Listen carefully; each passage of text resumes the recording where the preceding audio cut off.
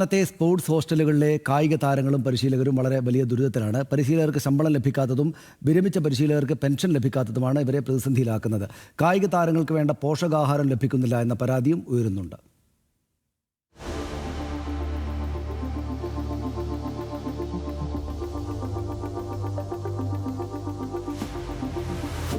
മാസങ്ങൾ കഴിഞ്ഞിട്ടും സംസ്ഥാനത്ത് ശമ്പളം കിട്ടാതെ വലയുകയാണ് സ്പോർട്സ് കൗൺസിലിലെ കായിക പരിശീലകർ. വിരമിച്ച പരിശീലകർക്ക് പെൻഷൻ ലഭിച്ചിട്ട് 4 മാസം പിന്നിട്ടു. മുടങ്ങാതെ പെൻഷൻ ലഭിക്കണമെന്നത് കായിക വകുപ്പിന് മുന്നിൽ പലതവണ പരിശീലകർ ആവശ്യപ്പെട്ടിട്ടുള്ളതാണ്.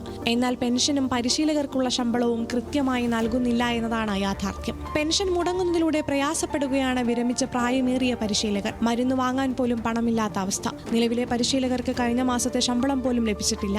70-ലേറെ സ്ഥിരം പരിശീലകരും 50-ലേറെ താൽക്കാലിക പരിശീലകരും ശമ്പളം ലഭിക്കാതായതോടെ പ്രതിസന്ധിയിലാണ്. ഇതുകൂടാതെ ഹോസ്റ്റലുകളിൽ കഴിയുന്ന കായിക താരങ്ങളും ബുദ്ധിമുട്ടിലാണ്. ഒരു ദിവസം 250 രൂപയുടെ പോഷകാഹാരം ലഭിക്കണമെന്നിരിക്കെ സാധനങ്ങളുടെ സ്റ്റോക്ക് അനുസരിച്ച് ഇഷ്ടമുള്ള എന്തെങ്കിലും താരങ്ങൾക്ക് നൽകുന്നതാണ് ഇപ്പോൾ പതിവ്. നിത്യേന പരിശീലനമുള്ള കായിക താരങ്ങൾക്ക് ആവശ്യമുള്ള ആഹാരം കൃത്യമായി ലഭിക്കുന്നില്ല എന്ന പരാതിയും ഉയരുന്നുണ്ട്. ആഹാരം മാത്രമല്ല, കായിക പരിശീലനത്തിന് വേണ്ട ഉപകരണങ്ങളുടെ ലഭ്യതയുമില്ല. സ്പോർട്സ് കൗൺസിലിലെ കുട്ടികൾക്ക് ലഭിക്കേണ്ട കായിക കിറ്റ് ലഭിച്ചിട്ട് തന്നെ വർഷങ്ങളേറെയായി. പലതരത്തിലുള്ള പ്രതിസന്ധികൾ കാരണം പരിശീലനം നിർത്തിപ്പോയവരുമേറെയാണ്. മികച്ച കായിക താരങ്ങളെ വാർത്തെടുക്കുക എന്നത് തന്നെയാണ് സർക്കാരിന്റെയും കായിക വകുപ്പിന്റെയും ഉത്തരവാദിത്തം.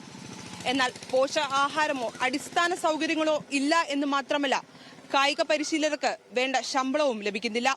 ഇത് തന്നെയാണ് നമ്മുടെ കായിക രംഗത്തെ പിന്നോട്ട് വലിക്കുന്നത്. ക്യാമറമാൻ രതീഷ് കട്ടേലോടൊപ്പം സനീറ്റ, ന്യൂസ് മലയാളം, തിരുവനന്തപുരം.